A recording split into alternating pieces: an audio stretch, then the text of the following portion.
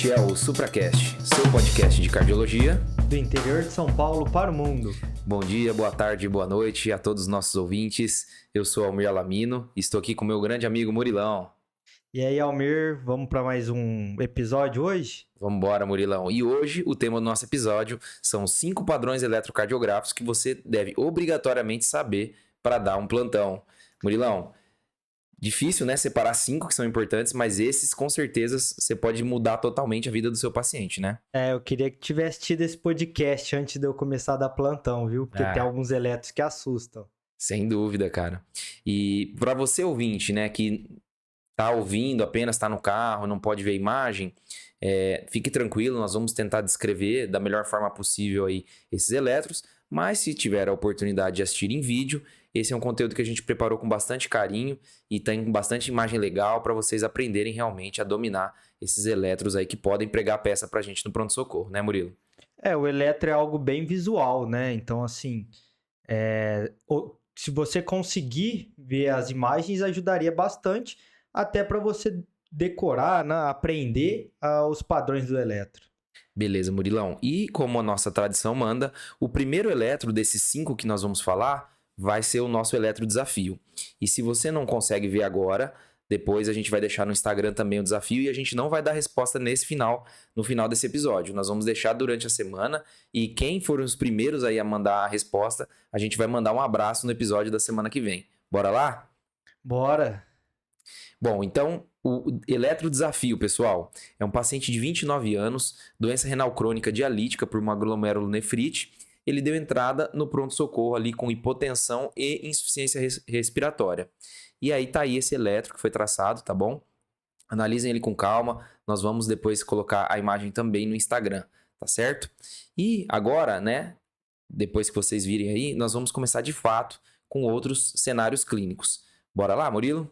Vamos falar, assim, acho que do que a gente mais pega em pronto-socorro, né, dor torácica. E quase nada, né? Bom, o primeiro caso, então, é um homem, né, 43 anos. Ele refere que teve uma dor torácica 2 horas, teve uma duração aí de 20 minutos.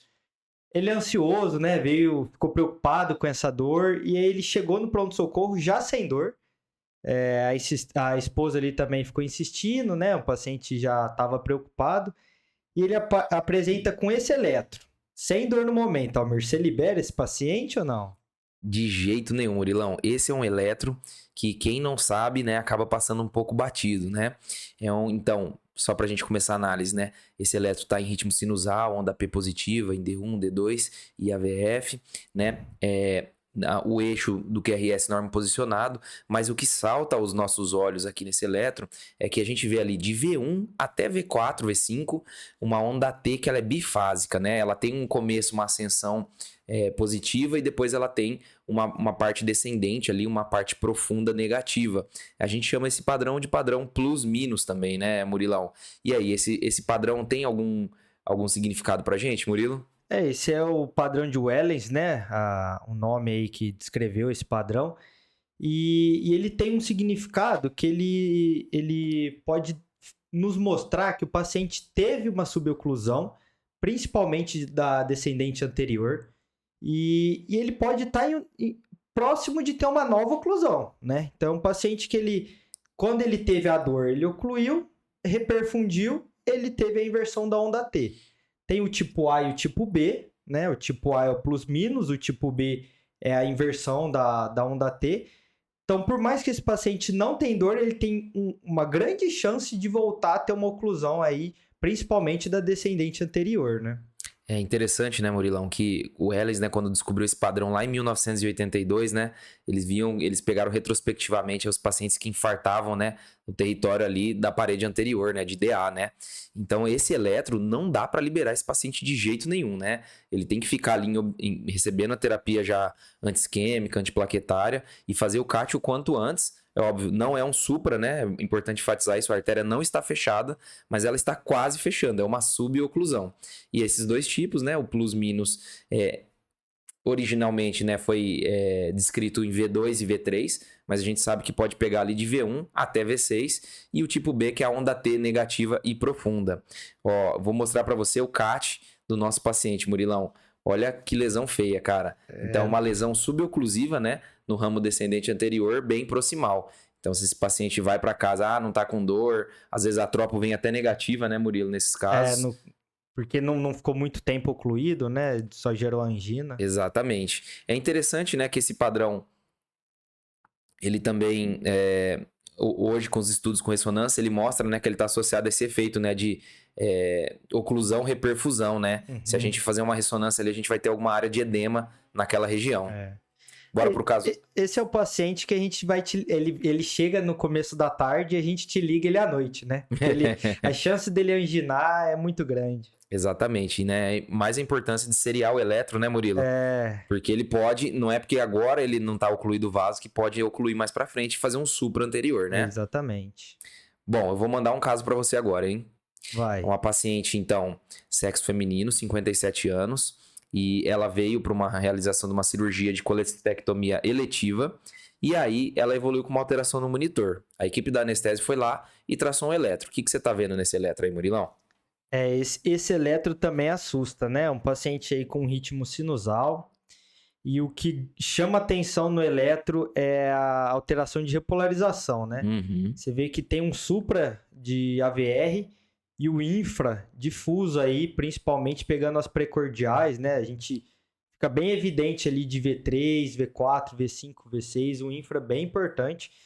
E isso é considerado também um padrão de alto risco isquêmico aí no paciente, chamado de isquemia circunferencial, né? Exatamente, Murilão.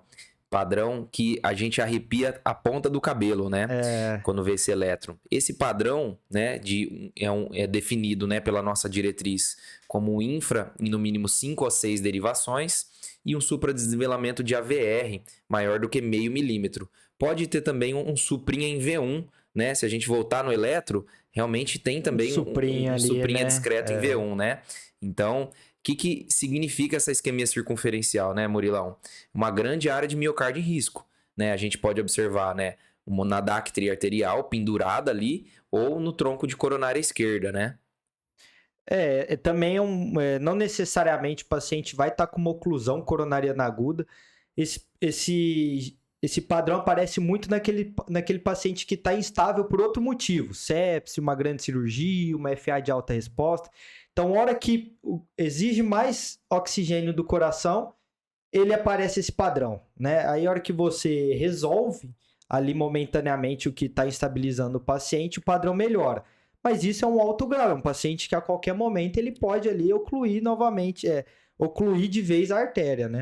É um padrão que não dá para dar alta também, né? Não, mesmo com tropo não. negativa, mesmo que esse padrão se resolva, esse paciente tem que ir para o CAT. E até a diretriz europeia, né, traz esse padrão aí já como uma das indicações de CAT de urgência, menos que 2 horas, né?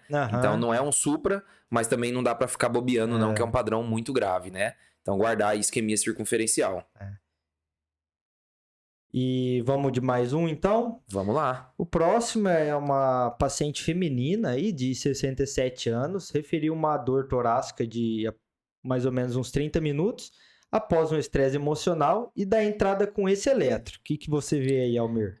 Aí feminina, estresse emocional, né? Você vai falar assim, a mulher dá dor, dá angina, dá dor no peito, mas esse eletro aí, meu amigo, me deixa muito preocupado.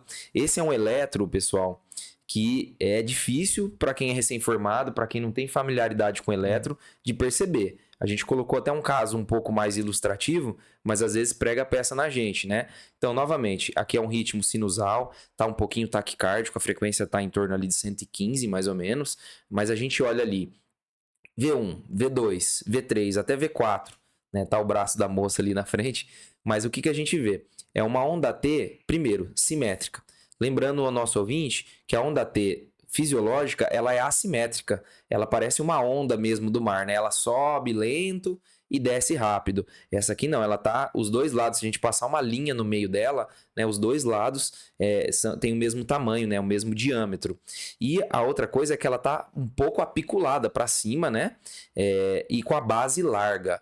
Isso aqui, Murilão, é onda T hiperaguda. O que significa essa onda T hiperaguda? Então, essa onda T hiperaguda, ela vai significar o começo do infarto ali. Então, a pessoa, quando ela está com uma oclusão coronariana aguda, os primeiros minutos, o que vai vir antes do supra, inclusive, é a onda T hiperaguda, né? Mostrando que o infarto ele vai mostrar no eletro de forma contínua. Não adianta a gente fazer um eletro, não tem supra, teve alguma alteração aí de repolarização e pronto. Não. Essa T hiperaguda significa que a coronária está ocluída e que logo ela vai suprar. É exatamente o que precede o supra, né, Murilão? Exatamente. Então, o cara que acabou de fechar a artéria, ele vai fazer essa onda T hiperaguda. Depois de uns 15 a 20 minutos, é que vai surgir o supra, né? E o legal é que a própria onda T, essa T hiperaguda, ela tem a sua evolução. Ela já não vai começar assimétrica. Então, se você, coincidentemente, pegar o paciente com 1 minuto de dor, ele vai estar assimétrico, mas querendo ficar assimétrico. Isso é legal. Com 5 minutos, com 20, você vai ver que ela vai ficando mais simétrica. E o que chama grande atenção também é a base larga. Para diferenciar também, aqui é um grande diagnóstico diferencial da hipercalemia, né? Onde você vai ter aquela entenda, onde a base ela vai ser um pouquinho menos larga, né? Mais estreitinha, mais né? estreita, a parte de cima, assim, né? A concavidade vai estar também bem estreita. Então, é um grande diagnóstico diferencial também. Com certeza. Vou trazer mais um caso, esse mais difícil, hein, Murilão? Não vou pegar leve não, tá? É um paciente masculino, 37 anos e enfermeiro. Ele tem uma dor torácica, estava no hospital, ali há 10 minutos, e aí a gente encontrou esse padrão eletrocardiográfico. O que tem aí, Murilão? Nesse eletro aqui a gente vê um ritmo aí provável, um atrial ectópico, né? Bem observado, hein, cara? Tem uma onda T negativa ali, né, em D2 e D3, né? A onda P, desculpe, né? Mas o que chama atenção em vigência de dor também, né, esse paciente, é que ele também tem uma onda T apiculada ali em V2, V3, V4. Só que ele também tem um infradesnivelamento aí do segmento ST, principalmente ali a partir de V2, né? Uhum. Isso também é um outro padrão de eletro, né? Como que é o nome desse aí, Almir? Então vamos lá, esse é o padrão de Winter. E é de Winter, o D faz parte do nome do médico que descobriu essa alteração, né? Foi descoberta em 2008 essa alteração, um pouco mais nova, né?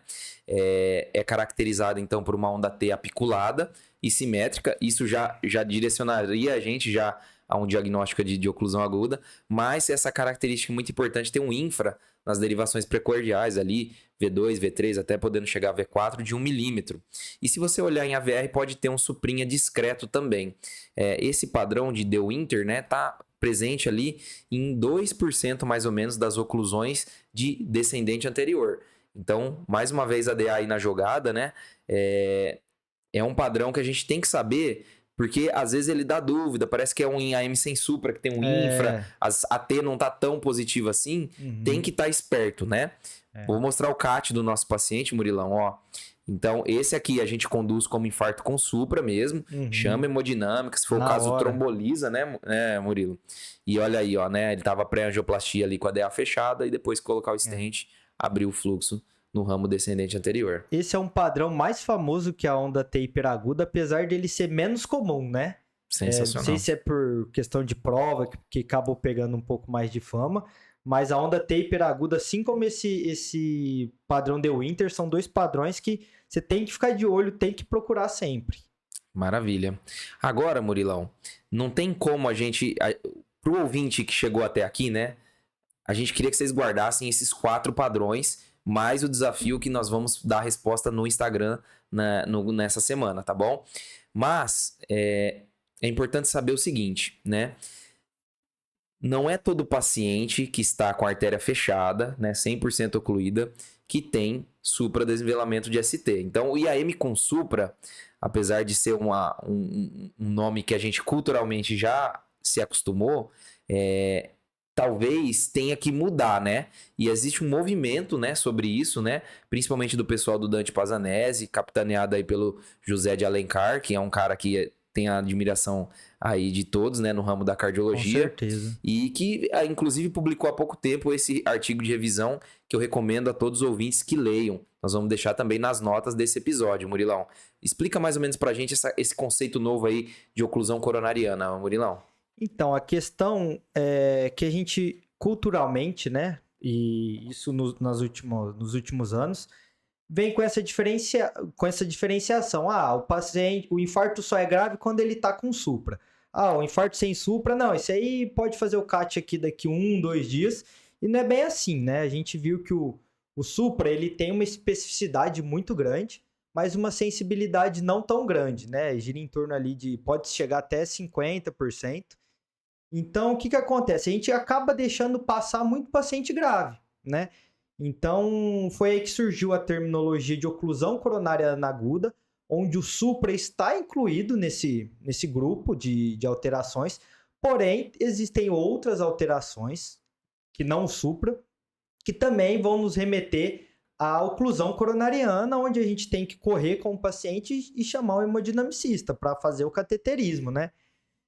Tem em torno de 50% aí da oclusão de CX não tem o supradesnivelamento. Então, o quanto paciente a gente está deixando passar batido. E alguns dos achados que a gente já citou, né, a onda taper aguda, o De Winter, são achados onde você não tem o supra, mas tem a oclusão.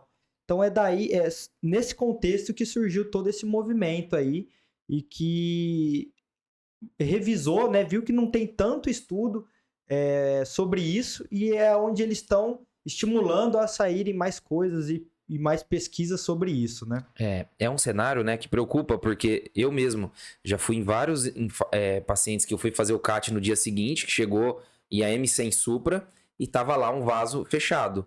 Quer dizer, se tivesse sido detectado anteriormente, né, talvez o prognóstico desse paciente seria outro, né? Se a gente vai lá e determina aquele tempo porta-balão de 90 minutos para centros especializados, 120 para centros que não tem CAT.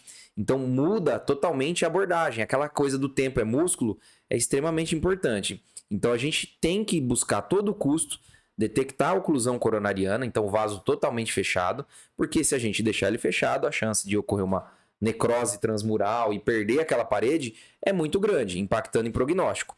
Por isso, né, essa mudança, né, de paradigma, quem sabe, de a gente também chamar não mais de infarto com supra, e sim de oclusão coronariana aguda. Além de padrão do eletro, que a gente vai citar alguns que a gente não falou, eu acho que a gente também tem que olhar o doente, né? Porque assim, aquele paciente que tá com dor torácica, o eletro até o momento não emocionou, apesar de que a gente tem que seriar o eletro, né? Como a gente mostrou, o supra ele tem uma evolução. Então, além de seriar o eletro, aquele paciente que tem uma dor, que te convenceu, aquela dor típica, que não melhora com a analgesia, com os antianginosos que você vai fazer ali, é uma dor também que você tem que antecipar o cateterismo. Não adianta sair fazendo muita morfina ou outros remédios para tirar a dor, mas esse paciente também já tem um critério de angioplastia, de cateterismo de urgência, né? Aquele paciente que também está evoluindo com instabilidade hemodinâmica, então um paciente que ele começou a ficar com extremidades frias, começou a ficar sudoreico, pegajoso, a pressão começou a cair. Então, um paciente que está instabilizando ali na sua frente, está entrando em choque cardiogênico, por mais que não saiu a troponina inicialmente negativa, é um paciente que já também tem critérios de gravidade e que não só o eletro, mas também esses critérios clínicos vai fazer com que você chame o hemodinamicista e leve ele para o cateterismo, né? Show de bola, Murilão. Então a clínica também muito importante, não podemos esquecer dela. Bom, vamos falar então de alguns outros padrões eletrocardiográficos. Começando, pessoal, quando o paciente tem um infra de ST isolado entre V1 e V3. Sempre que você encontrar um infra de V1 a V3, até V4 em alguns casos, sem nenhum supra em lugar nenhum, isso na verdade pode ser uma imagem espelho, né, Murilo? Da parede lateral, que era antigamente chamada de dorsal, né? Então, achou infra de V1 a V3, até V4, e nada mais, é obrigatório realizar as derivações V7 e V8, que são aquelas derivações que a gente coloca lá no dorso, beleza? Esse é aquele típico caso onde o paciente com dor, você traça o eletro, vê só a infra e fala assim, nossa, não vou precisar chamar o hemodinamicista agora, né? Só tá infrado. E aí, na verdade, é onde você tem que procurar o supra, né? Exatamente. Lembrando que o supra em V7 e V8 é de 0,5 milímetro para a gente já fazer o diagnóstico, não precisa ser 1 milímetro. E aí tem esse outro padrão aí, Murilão. Como que é o nome? Aslanger. Que É. isso, hein? Que pronúncia. Esse é quando o paciente ele vai ter um supra de ST apenas em D3, né? Mas D2 e AVF, as outras derivações inferiores, ele não vai estar presente. Porém, vai ter uma depressão, né? Um infra de ST de V4 a V6. Então, esse é um outro padrão que também sugere oclusão coronariana aguda, em que você tem que chamar o hemodinamicista aí da forma mais rápida que tiver disponível. Tem alguma artéria aí que é mais acometida nesse padrão, Homer? Então, Murilão, esse é um padrão que eu mesmo conheci há pouco tempo, não sabia, não tinha ouvido falar, e é muito interessante esse artigo porque justamente ele traz padrões que não estão muito culturalmente ainda aceitos, né? Esse padrão está mais relacionado ao ramo circunflexo, como artéria culpada, mas também com um padrão triarterial. Eu tinha até um chefe, Murilão, não vou citar nomes, mas falava assim que D3 era a derivação dos burros, que não era nem para olhar para D3. Quando era super isolado em Aí, tá D3, vendo? deixa quieto. E provavelmente poderia ter passado ali, né, um padrão de Aslanger, né, que poderia ter mudado o prognóstico do paciente. Então, um padrão para se guardar, né? Padrão de Aslanger. Bom, tem esse outro aí, né? Que é o padrão da bandeira da África do Sul, né? Eu achei bem criativo, né? O jeito mnemônico, né? Que é a posição das derivações. Bem visual, né? Bem visual. Então, como que ele é definido, né? Um suprinha, né? Uma elevação do segmento ST de D1 e AVL e um infradesvelamento recíproco ali de D3, né? Nas derivações inferiores, mas mais D3. Pode ter também um suprinha em V2.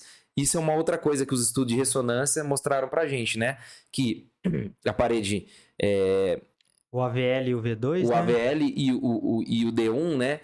O V2 é contíguo dessas paredes, né? Uma parede mais anteromedial, que é geralmente o território do ramo diagonal, né? Antes a gente chamava de lateral alta, né? Não é bem isso, né? Já pegou algum desse, Murilão? Não, esse aí, o Marco, sabe, o Marcão, ele pegou uma vez, né, e aí virou aquela discussão, né, será que fecha critério, será que não fecha, né, e aí onde a gente foi atrás e viu que era um padrão de alto risco. Então, além do D3, uma derivação esquecida, o AVL também não é uma derivação muito usual da gente ficar olhando, né, Homer? Com certeza. Mas aí agora não tem como não prestar atenção nela, né? E Murilo, uma coisa importante também aqui, né? A gente sempre tem esse conceito, né? Que supra de ST são duas derivações contíguas, maior do que 1 milímetro. Isso não é bem uma verdade, né, Murilão? Não, até que é porque assim, 1 milímetro ele foi puramente estatístico, né? Foi criado ali fazendo uma média. Então o paciente ele não é nem sempre é o mesmo. Então, o paciente que tem aquele suprinha, né, que a gente sempre vai ficar na dúvida, esse paciente ele merece uma atenção especial também. Merece ter o eletro seriado, merece um pouco mais de atenção, observar como que é o padrão da dor, se a dor está melhorando ou não. E, eventualmente, também vai ser um paciente que vai ter que ir para o cateterismo de urgência, né? Não é só porque ele não atingiu aí o critério de diretriz, né? Precisamos mudar nossa mentalidade, né? De que é só supra que vai para o CAT de urgência, né? Existem esses padrões alternativos e muito mais que isso a clínica, como o Murilo falou muito bem. Exatamente. O paciente está recorrendo dor, está evoluindo com instabilidade hemodinâmica, instabilidade elétrica, mudança, né, dinâmica de eletrocardiograma. Temos que pensar sim em chamar o hemodinamicista cada vez mais, até porque a hemodinâmica cada vez mais encontra-se disponível, né, Murilo? Já que e assim, vale a pena também compartilhar ali o caso com o hemodinamicista, né? Com você certeza. que tá de plantão ali, nem sempre você tá com acesso a esse tipo de paciente, então não é uma coisa que você vê todo dia. O hemodinamicista não, é o dia a dia dele. Então vale a pena compartilhar, ver a opinião, ver o que ele acha do caso, né? Porque é sempre bom trocar informações visando o bem do paciente. E por último, Murilão, um padrão que é sempre muito polêmico, né, é o bloqueio de ramo esquerdo. Esse o hemodinamicista fica bravo, viu? Porque o paciente tem um bloqueio de ramo esquerdo antigo, e aí ele chega com dor, né, uma dor muitas vezes nem anginosa, e aí querem urgenciar como um supra, né? Tem um critério aí pra gente definir isso aí, né, Murilão? Qual que é? Existem alguns critérios, né? Acho que o mais conhecido é o de Sgarbossa, e tem também o de Barcelona, né? que o critério principal é através de pontuações, né? Mas o critério principal é o supraconcordante. Então, o paciente que ele tem um bloqueio de ramo, ele vai ter o alargamento do QRS e vai ter a repolarização discordante. Porém, quando Isso é o fisiológico, esse né? é o fisiológico. Quando fica concordante, ou seja, o supra ele é concordante com a polaridade do QRS, esse sim é um critério bem importante de Sgarbosa, né? Quais seriam os outros dois aí, Almir? Exatamente. Então, guarde assim. Toda vez que você tem num bloqueio de ramo esquerdo um QRS que é positivo, a onda T e o segmento ST vai ser negativo. Isso é o normal. Agora, quando há essa concordância, então, o QRS meu está positivo e o meu segmento ST também está positivo. Esse já ganha um ponto, é o principal, né? E vale também para o QRS negativo levar a um infra, né? Então, concordância também, esse também ganha ponto. E por último, tem aquele critério que é da voltagem, né? Quando você tem o padrão discordante, que é o fisiológico, né? Se ele for discordante, mas for muito alta essa alteração do segmento ST, ela também pontua aí para um bloqueio de ramo esquerdo isquêmico, né? É importante ressaltar que antigamente a gente tinha um cutoff ali de 5 milímetros, né? Dessa alteração desse supra discordante. Atualmente a gente tem o critério modificado, né? Por Smith, que a gente consegue ver a voltagem do QRS e se aquela e medir, né, da linha de base até o segmento ST. Se essa relação for maior do que 0,25, ou seja, um quarto, né, você está provavelmente diante de um BRE isquêmico. Mas tem um detalhe do BRE que não é o BRE isquêmico, ele não é bonzinho, né, Murilo? Você tem que pensar o seguinte, para o paciente ter feito um BRE por infarto ali agudo, teve que morrer muito miocárdio ali do sistema de condução para gerar esse bloqueio de ramo, né? Então, o paciente, ele tende a não estar estável, ele está querendo estabilizar, ele está já provavelmente entrando num choque cardiogênico.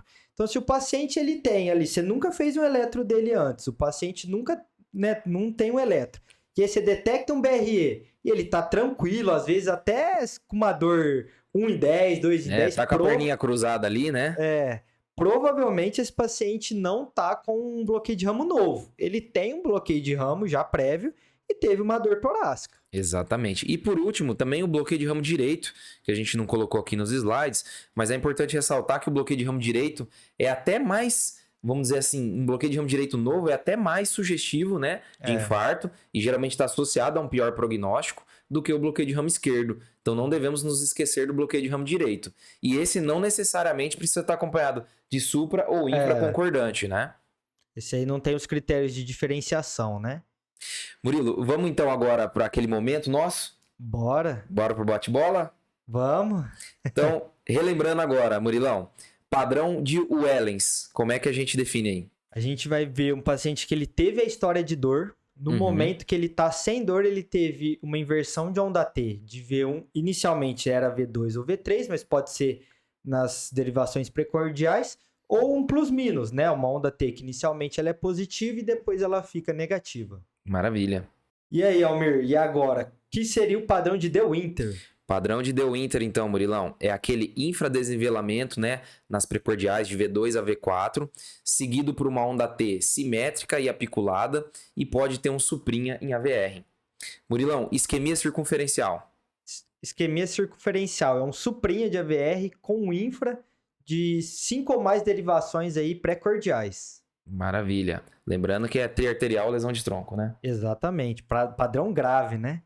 E a onda T hiperaguda? Onda T hiperaguda, lembrar, né? Aquela T que ela perde a assimetria, ela fica simétrica, base larga e ampla, é oclusão coronariana, tem que ir pro CAT já, porque daqui a alguns minutos ele vai suprar, né? Exatamente. Bom, e voltando então, né? Mostrando aos nossos ouvintes, o eletrodesafio tá aqui na tela novamente, um paciente de 29 anos, doença renal crônica dialítico por glomerulonefrite, que deu entrada com hipotensão e insuficiência respiratória.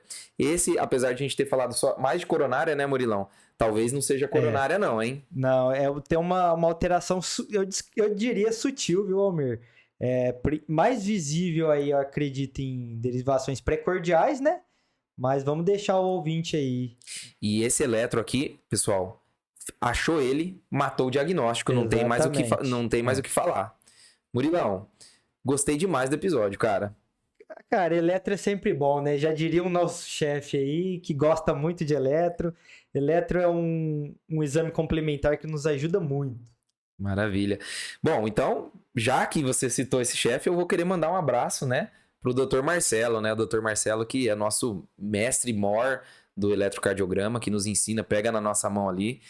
Um grande abraço para ele. E vou mandar também um abraço para minha mãe, Murilão. Minha mãe que sempre bom, né? Sempre tá assistindo aí os nossos episódios. Ela tá aprendendo cardiologia já, tá falando os termos ali difíceis. Então, um beijo, mãe. Um grande abraço para você também, que sempre me apoia. Quer mandar um abraço para alguém? Cara, eu vou mandar um pro Maca, né? O nosso chefe. A gente teve uma discussão aí de um caso legal essa semana. O tema, a gente falou basicamente de dor torácica, né? De hemodinâmica. Então vai um abraço para ele aí. Abraço, Maca. Tudo de bom. Bom, Murilão, acho que é isso, cara. Vamos finalizar por aqui? Vamos. Ficou legal falar de eletro, dor torácica é sempre bom, né? Então tá bom, pessoal. Siga a gente no Instagram, @supracastcardiologia. Dê 5 estrelas no Spotify, isso ajuda muito a gente, tá bom, pessoal? E estamos também no YouTube. Vale a pena assistir esse episódio lá, porque vocês vão ver as imagens também e vai ser bastante interessante. É isso aí, Murilão. Falou, pessoal. Abração. Um grande abraço. Tchau, tchau.